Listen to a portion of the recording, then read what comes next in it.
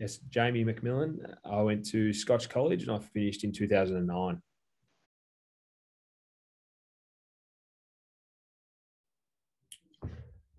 My current sport is the AFL. I'm at North Melbourne Football Club. I finished playing last year after 11 years, and I now work at the football club.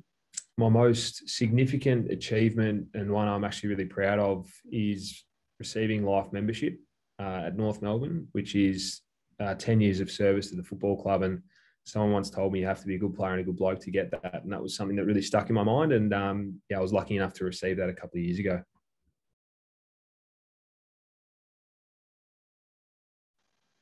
My most fond memory at school, it's probably going to come as a shock to some, but because it's not football, it was cricket. And I played a lot of cricket and I loved cricket. And we beat St. Kevin's. I captained our first 11 team in 2009, and we beat St. Kevin's in our last game, reverse outright. So we actually got done on first innings, and we're able to turn it around. That was a huge day for us, and I'll never forget it. It was a proud day.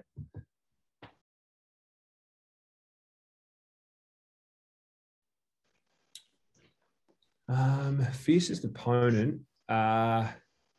Well, school was always probably Xavier. They always were very strong in our year, and so in St. Kevin's for that matter. And the individual, I'll never forget it, was and he played AFL for a while with Jared Keisha at St. Kevin's, and he was very, very strong underage footy and underage footballer.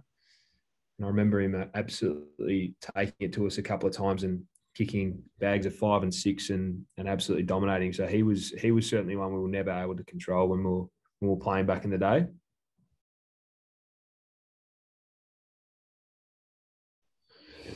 I'd have to say it was Mr. Armour who coached me for a number of years, but I had a really good relationship with him outside of sport as well, and I had a lot of good conversations with him around sport and life in general, and he had a really good perspective on it all, and he's always taken a keen interest in myself and how I've been going. I still talk to him to this day, and he runs a sports program up in Warragul, and I've gone up there a few times. But I think he was one that probably just the time he invested in me at school, made me feel really confident in what I was doing. And I think when it comes to coach or teacher, it's those that put the time into you and believe in you are the ones that obviously leave the most impact on your life. And he certainly fit the bill on that front.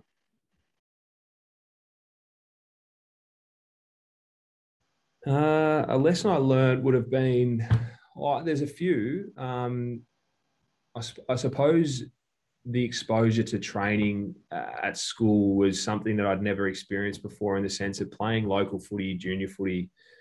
It was all about going down, having fun and having a kick, and you do it once a week, and really you're just there to muck around to get to the weekend. And the way school sport provides that structure in twice a week, you're training, and you've got the coaching support around you. It's a bit more structured.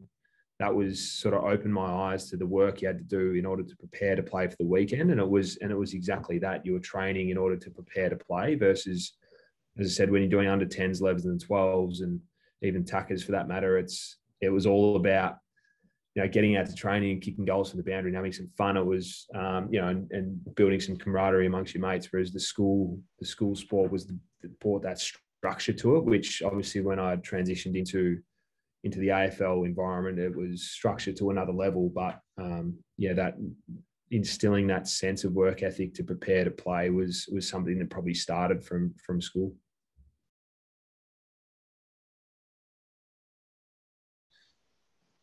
I've probably got a couple.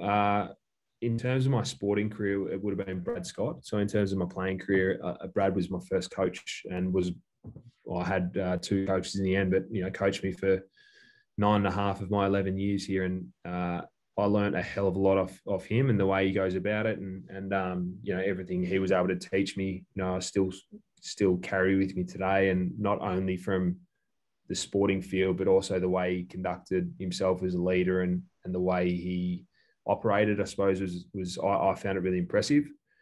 In regards to off field, it's I mean, having only essentially lived in the North Melbourne environment in my adult years, one person I really look up to is who's my boss now, Laura Kane, who, again, the way she operates from a business point of view is something I look up to, and I try and learn as much as I can from her. And again, it's sort of hard to explain, but it's more the way that they operate as individuals and operate in the environment. And, particularly for Laura, by her own admission, being a female in a male dominated industry, the way she tackles that challenge in and of itself is admirable. And she's absolutely exceeding all expectations on that front. And she's really, really well respected. So I certainly look up to her as a leader for me in this industry.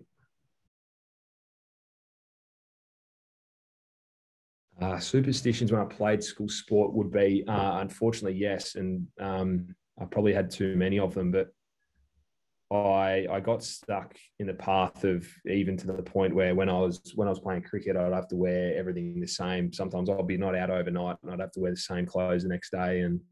And playing footy, it was always, certain structure around how I'd get ready and what I'd do, the walk I'd go on before the game, what I would eat before the game, what I'd drink before the game. There was a plethora of things I would do. And it wasn't until I actually played my first interstate trip in the AFL when I realised I couldn't do the same walk and I couldn't eat the same food because we had a buffet, and it was all these issues that all of a sudden came to the fore. So I quickly had to get my head around the fact that I couldn't do that. And then sure enough, one or two good games later interstate, I realised it all meant nothing. So I dropped them all pretty quick.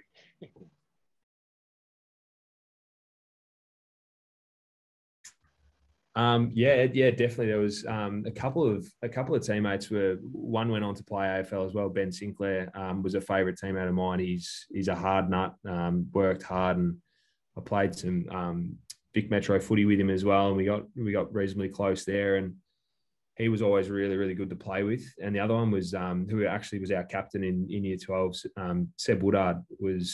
He was a really, really strong player for school. And I remember he was just a really hard worker, gut runner, led the guys really well. Boys wanted to play for him.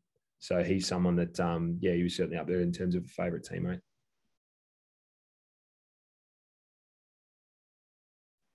Piece of advice I'd give is invest in the program, invest yourself into the program. It's you'll get out what you put in. It's as simple as that. And I touched on before the structure that the training provided me, and if you open yourself up to actually invest in it, I think it'll pay back dividends. And that's something that, as I said at the time, I wasn't really aware of. And the other part to it as well is with the school sport is, these, particularly Scotch, has some unbelievable facilities and access to coaches and different equipment. For example, I remember jumping on a bowling machine in the cricket nets at lunchtime. There's some things you can do there that you just can't get anywhere else. And so I think you just need to make the most of your time you've got there, because you'll blink and it'll be gone. As much as it, some people might think it's normal, it's not, in the sense that not everyone's afforded these great opportunities, and it's you need to understand that they are opportunities and you need to take them.